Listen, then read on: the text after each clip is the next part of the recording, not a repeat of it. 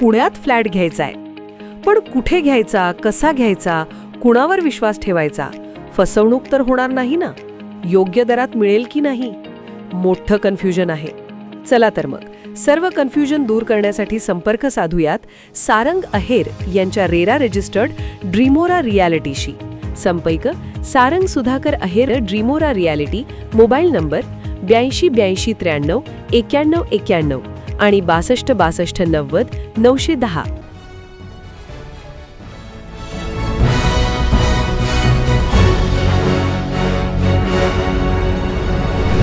आपण पाहत आहात BCCN न्यूज. केंद्र सरकारच्या विरोधात जळगावात काँग्रेसचे धरणे. विद्यार्थी लाठीचार्जच्या निषेधार्थ तहसील कार्यालयासमोर जोरदार निदर्शने. दिल्लीतील जंतर मंतर येथे आंदोलन करणाऱ्या विद्यार्थ्यांवर झालेल्या पोलीस लाठीचार्जच्या निषेधार्थ जळगाव जामोद येथे तालुका काँग्रेस कमिटीच्या वतीने धरणे आंदोलन करण्यात आले. या आंदोलनात काँग्रेसच्या विविध आघाड्यांचे पदाधिकारी व कार्यकर्ते मोठ्या संख्येने सहभागी झाले होते.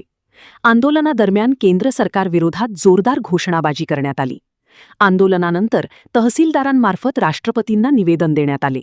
पंतप्रधानांनी विद्यार्थ्यांची जाहीर माफी मागावी, केंद्रीय शिक्षण मंत्र्यांनी नैतिक जबाबदारी स्वीकारून राजीनामा द्यावा, लाठीमाराची निष्पक्ष चौकशी करून दोषींवर कारवाई करावी, अटक केलेल्या विद्यार्थ्यांची तात्काळ सुटका करून त्यांच्यावरील गुन्हे मागे घ्यावे आणि विद्यार्थ्यांच्या शैक्षणिक मागण्यांवर तातडीने निर्णय घ्यावा, अशा प्रमुख मागण्या यावेळी करण्यात आल्या आहेत.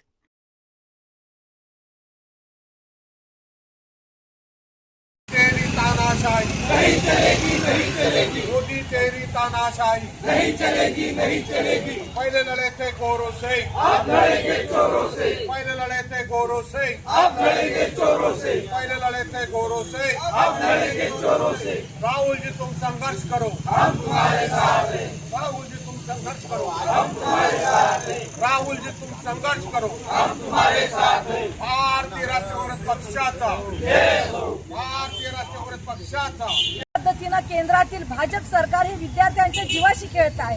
कधी नीटच्या परीक्षेत घोटाळा, कधी टीईटीच्या परीक्षेत घोटाळा. 70 पेक्षा जास्त वेळा यांनी हे घोटाळ्यांचं सत्र चालू ठेवलेलं आहे आणि म्हणून त्यांनी नैतिक जबाबदारी स्वीकारून धर्मेंद्र प्रधान यांनी राजीनामा द्यावा.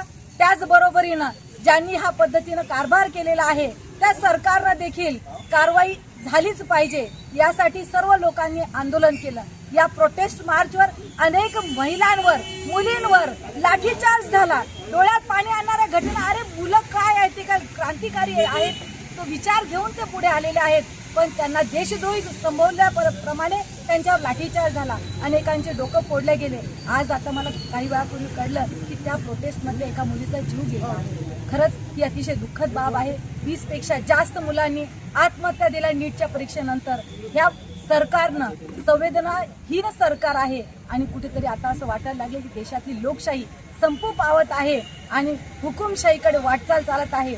म्हणून आम्ही या भाजपच्या मोदी आणि शहा यांच्या या धोरणाविरोधात आणि त्याच्या विरोधात आम्ही आंदोलन या ठिकाणी जळगाव जामोद या ठिकाणी केलं आहे.